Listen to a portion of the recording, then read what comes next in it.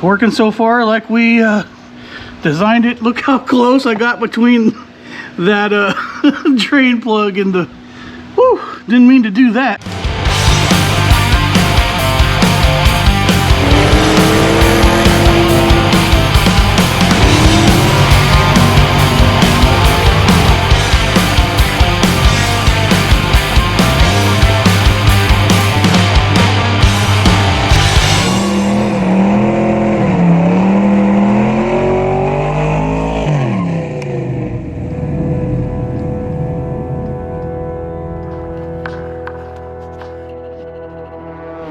What you're looking at here is a 488 cubic inch, 8-liter Dodge Magnum V10 that we are stuffing in a 1993 Dodge Dakota, affectionately called S-Box.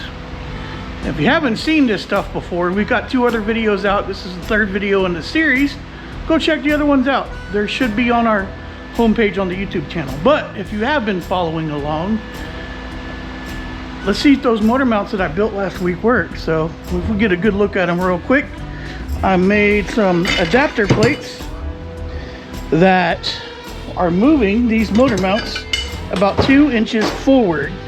You can see one one of the motor mounts is like kind of already assembled just to get an idea, but this is actually how they look.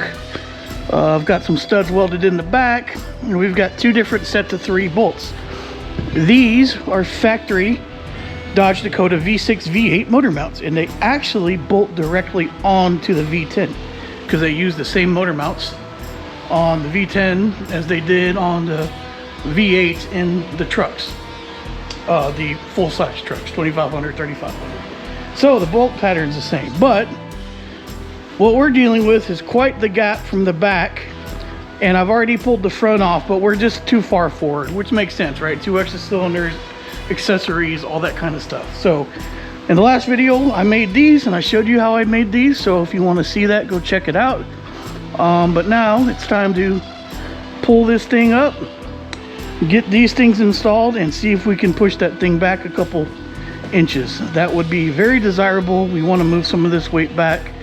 When we look at basically the center line of the tire, we've got 2 cylinders behind it, 3 cylinders in front of it. So it'd be nice to be able to maybe cut that in half and have 3 cylinders, and then also have room for a good size radiator, which we don't have right now. So let's get this thing up, get these things on, and see if we're going to make any progress. Worth noting, I have already pulled the manifolds off. I've got 1 bolt to fix over here, but it's going to make us be able to get to some of this stuff a little easier. So it shouldn't be too bad. Let's see what we got going.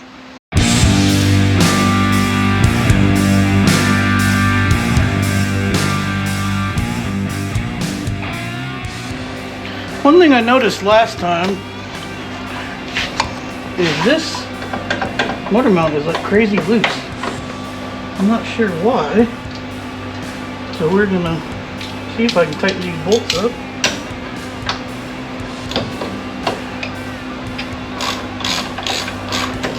The old motor mounts were pretty sharp, so I wonder if it just rattled around in there. That's much better. Alright, here we go. Let's get this old one off of here.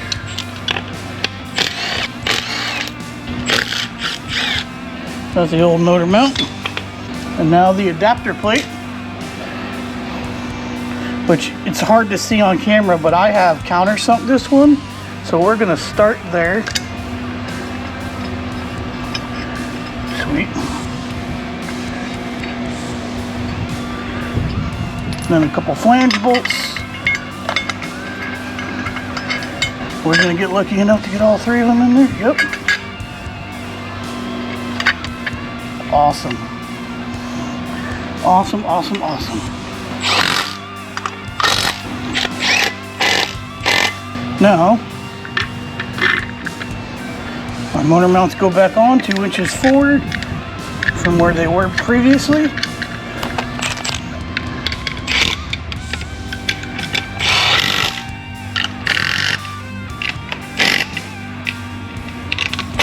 Look at that. Look at that.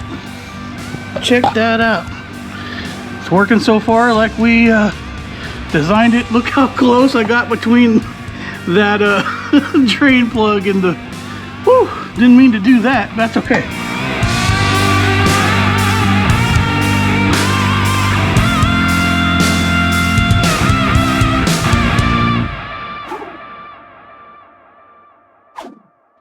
All right, we're running into a problem. The crank sensor is directly in the way of mounting this. So I'm gonna have to do something else, which is possibly cutting this down and welding it to the deal. Man, that's gonna be interesting. I'm gonna have to think that one through. Let me see if I can pull it out for now. It's definitely a problem. It can only mount one way. That O-ring is sealed in good there.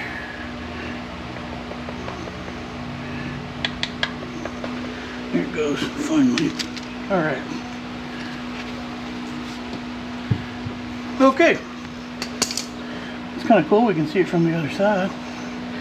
I'm gonna mount this up anyway now.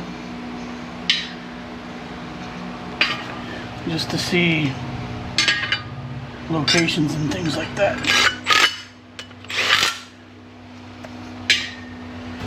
All right, let me throw this on.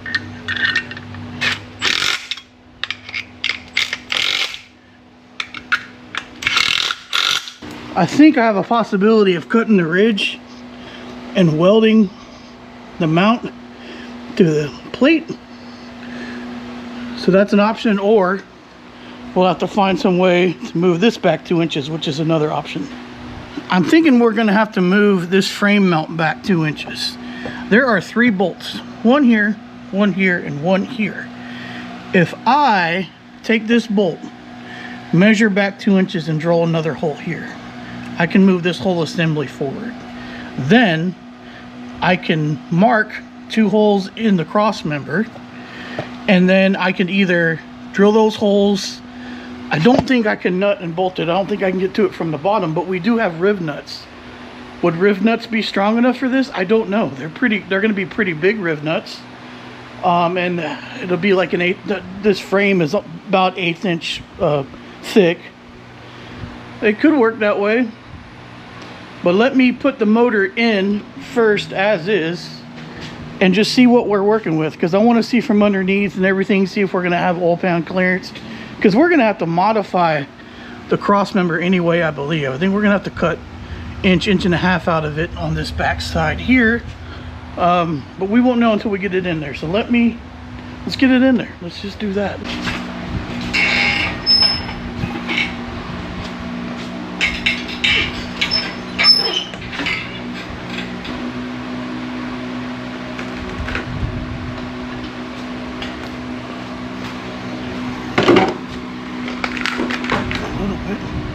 Man, that's really close to going in already. What about this side? No, not yet.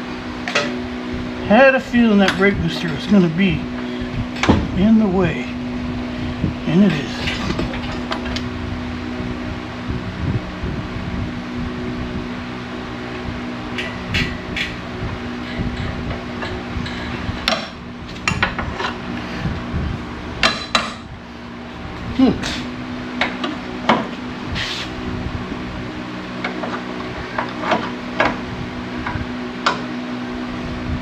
That may have done it. Yep, that did that side. So we're in on this side.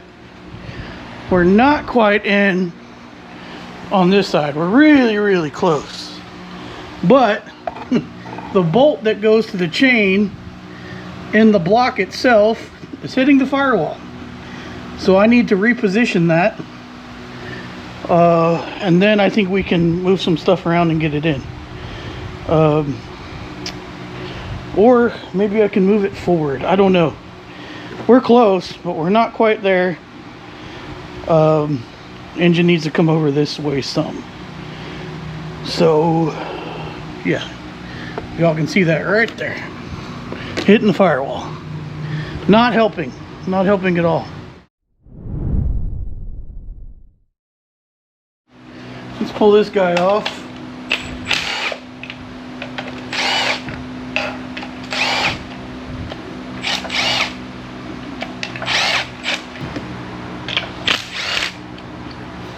I need to make a little note for this video. I was wearing my mic and it was on the GoPro, but I don't know why it did not record.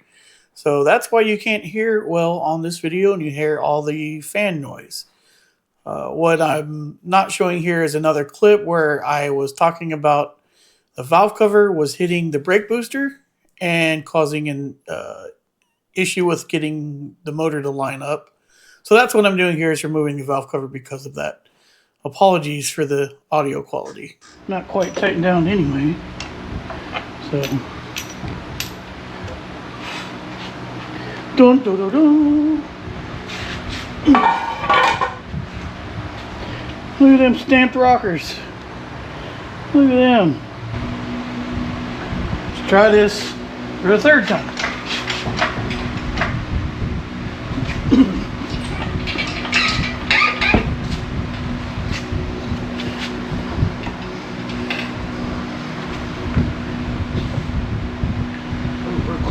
Now over here than we were before. Look at that. You might be cooking with grease.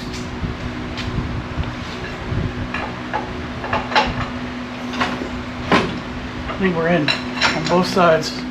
We're in here. And now we're in here. Fantastic. Fantastic. So we know that at least kind of works. At least the placement. Don't have a lot of room back here. And we're gonna have some bell housing clearance issues.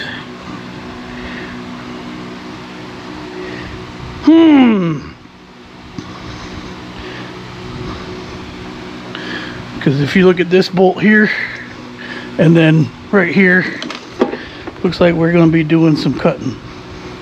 Then again, I do need to get it to lean down some. It's a little nose front. So let me get all that to where it should be. And we'll take another look. Well, it's in. Everything's in. We don't have a lot of room back here no more. It actually sits in here much better now than it did before, which should make sense. But we definitely have a problem with the crank sensor, sorry. And I've got to figure that out. Either we're gonna have to move this like I showed you, or I'm gonna have to weld this together here, which, I mean, that's a possibility too. Is it the best possibility? I don't know. But looking at it, and you might be able to see in there, I've already marked it. We're gonna have to cut the firewall. There's no way we're gonna get to some of the bell housing bolts or even get the bell housing in because it's so large. If this had a smaller bell housing, we'd probably be fine. But since this has the Cumming style bell housing, it's quite massive, and we're gonna have to cut some here. Not too bad over here, but here we have the starter clearance, and it has like a cup in the trans, so we're gonna have to cut the firewall and kind of get ready for that. And I'll show you what I'm talking about. Down here we have that, where's it at? It's on the other side. That cup right here for the trans, or for the starter. So, not much we can do about that other than cut the firewall. So I'll be learning, or will be learning, Greg can help, how to get that cut out the best we can. I've got marked it in certain areas so we know where to cut. I only think we're gonna have to move it about 3 inches back. So do we cut a piece out, move it 3 inches back and connect it? I don't know. It's not something I've done before. Learning a lot of fabrication on this project, more than I had first anticipated, but it makes sense. I think this is the right placement for the engine. If we look at our center line here, we're still more in the front than we are in the back, but it's a whole lot more balanced, especially since this motor mount now is kind of in the center of everything. Now, I did test fit the oil pan the best I could, and it does not quite fit, so we're gonna have to trim the cross member about 1 inch, which is not bad. So before we can do much more test fitting, we're gonna have to pull everything out, make some cuts, put the transmission on, try to fit it back in. So hopefully we'll be doing that here before too long. However, I do have something else we can try. We can test fit one more thing today. So I think we're gonna try to do that, because in this box are some pretty cool things. They are a very cheap set of V10 headers, V10 488 Magnum headers. And I'll wrestle with the bubble wrap here for a second and try to show you some of these guys. But what we like about these things is not that they're gonna actually increase any performance, because they're shorty headers. We've got real short runner length, got a small collector. There's not, if any, performance gains over the stock manifolds on this. However, these guys here are the stock manifolds, and they are heavy. So we think we're gonna lose a few pounds by trying to fit these headers on over those stock manifolds. So why don't we try to fit these guys on. I can probably already tell that this one's gonna be a tight fit. Oh, maybe not, maybe not, I don't know. Let's test fit these headers and see if they're gonna work.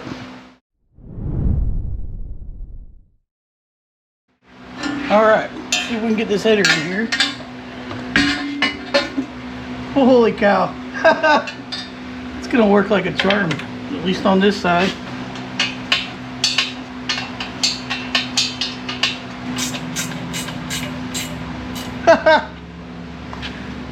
That's gonna work. Wow. It doesn't hit the steering shaft, it comes down, it's clearing the starter. I'll be dang, them are gonna work. We'll take it. Like I said, it's gonna be a lot lighter than these guys, and any weight we can save with this big hoss, that's gonna be a big deal. I'm 90% sure the next side's gonna fit, but let's test it out.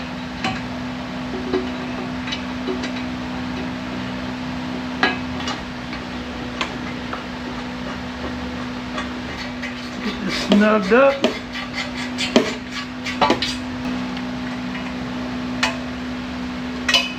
Here we go. There we go. They are full on clear of everything. There's a stud close to right here that holds the heat shield on that I've pulled off. So we could cut that out if we needed to, but look at that. Absolutely clears everything. Both sides. So they were made for a Dakota is what I'm saying. These headers were made for a two-wheel drive Dakota 93 and with a V10 in it. You know, it's just not advertised on their website, right? How awesome is that? All right, I'm gonna do one more thing. I'm gonna throw the front clip back on this. We'll look at some clearance and then we'll shut it down.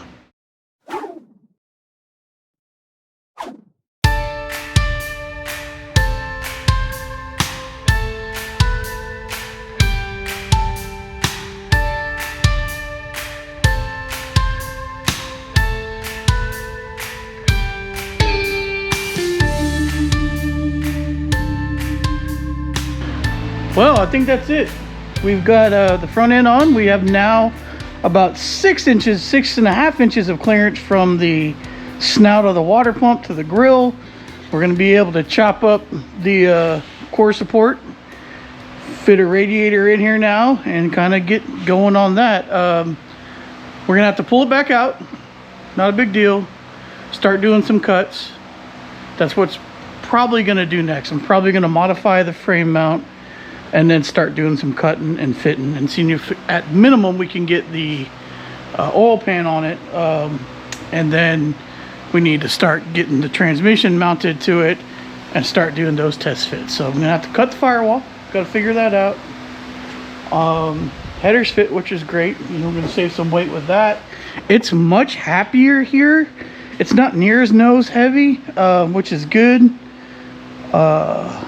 We just, you know, we're running into some problems which are going to be expected. I don't think this is going to be a crazy fab project, but we're going to have to do some cutting to figure some things out. But once all that is in, I think we'll be able to start cooking with some grease here and yeah, start getting stuff mounted for good. But we're a little ways away from that. So yeah, here we go, episode 3 of our V10 Magnum Dodge Dakota swap project, and we're making some progress. If you like this stuff and you're new to the channel, please consider subscribing. We'd love to have you. Leave us a comment. A lot of comments lately, which is awesome. I love interacting with you guys. And we'll post some updates and stuff on Facebook and Instagram at the RacerX Garage. We got a little bit of merch too if you want to check that out at racerxgarage.com. Other than that, I'm going to shut down, clean up, and go enjoy the rest of my Sunday. I hope you guys do the same, and we'll see you next time. Until next time, y'all be good.